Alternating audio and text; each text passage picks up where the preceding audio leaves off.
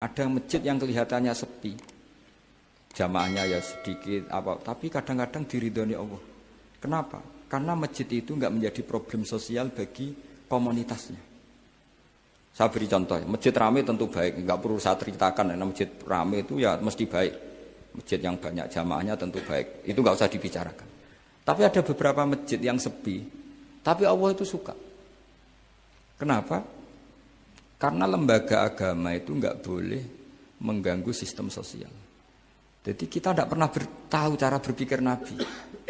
Yaitu banyak kan sahabat habis sholat duhur ba'diyah di masjid, qobliyah di masjid. Apa kata Nabi? La taj'alu buyutakum kuburan, cung nak apik aja mbok entek-entekno ning masjid. Omam yo bagai keapian.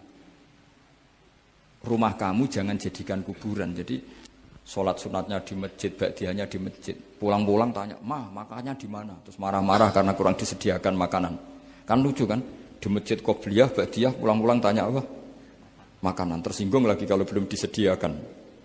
Akhirnya apa? Anak-anak kita yang kecil kenangan melihat bapaknya itu apa? Bapak itu orang yang kalau dari masjid tanya makanan. Dan marah kalau tidak kesampaian. Coba kalau kamu datang dari masjid, sholat. Kenangan anak kamu apa? Bapak itu orang yang kalau datang dari pergi, sholat. Sehingga kenangan anak-anak kita ini melihat kita sholat, sujud di rumah. Sehingga Nabi membahasakan apa? Jangan jadikan rumah kamu sebagai kuburan. Kasih jatah sholat. Sehingga ulama mengatakan jamaah itu paling baik itu di masjid untuk jamaah fardu. Untuk sholat sunat beberapa malah sebaiknya di rumah. Sehingga saya ini sebagai kiai ya sering bingung. Bingungnya kadang ada orang terlalu overacting, ingin masjidnya ruame sehat. Yang satu enggak. Saya ini sering dipamiti. Ya saya akhirnya bingung. Bingungnya ya barokahnya ngalim itu bingung. Kalau enggak ngalim malah enggak bingung. Karena ya sudah harus gitu. Sampai tak beritahu ya.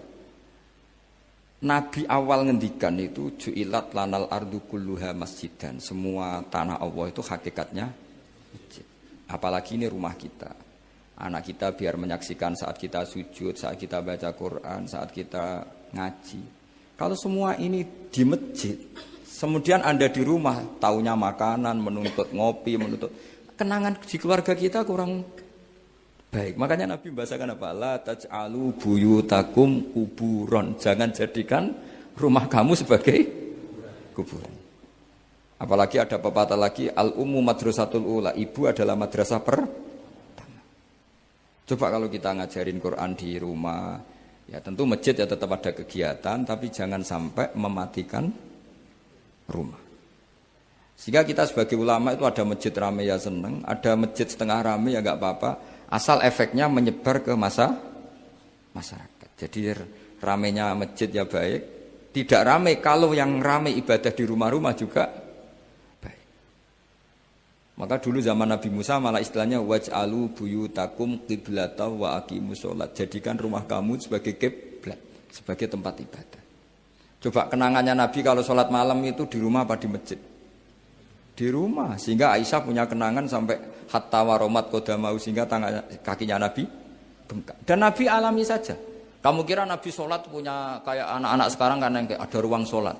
Ternyata hanya dipasang sajadah sama tasbih, nggak pernah dipakai. Kalau Nabi enggak, yang dipakai Sayyidah Aisyah itu ya tempat sholat. Sehingga kata Aisyah, Nabi itu sholat di tempat tidur saya. Kalau Nabi sedang berdiri, kakiku tak selonjorkan.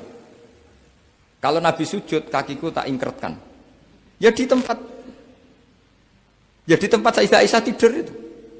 Nabi sholat. Pas berdiri kan berdirinya Nabi lama, Aisyah selonjor. Pas Nabi mau sujud, kakinya diingkretkan. Segampang itu Nabi. Akhirnya apa? Kenangannya Aisyah sebagai istri itu doa-doa tahajud, doa-doa. Coba kalau Nabi tahajudnya di masjid, Sayyidah Aisyah tidak punya kenangan doa-doa apa? Tahajud. Sehingga kita harus ngikuti ngaji.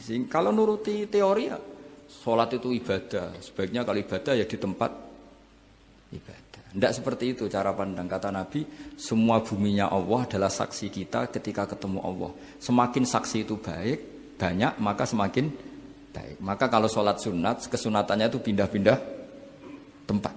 Tapi ya jangan terlalu habis di sini terus pakai mobil ke sana gitu. Iya kalau pas di perempatan ada orang cantik nggak jadi diterusin nanti. Tapi ini sama saya cerita ya. Jadi di antara mengkaji Quran itu mengkaji cara Allah membuat khitab. Dan yang kunci semua adalah Allah adalah zat sing otoritatif malikul umurikul dia pengendali dari semua. Maka kalau nyifati Allah ya tetap yaghfiru liman yasha wa yu'adzibu may yasha. Jangan pernah mengambil otoritasnya Allah Subhanahu wa taala. Sekian, assalamualaikum warahmatullahi wabarakatuh.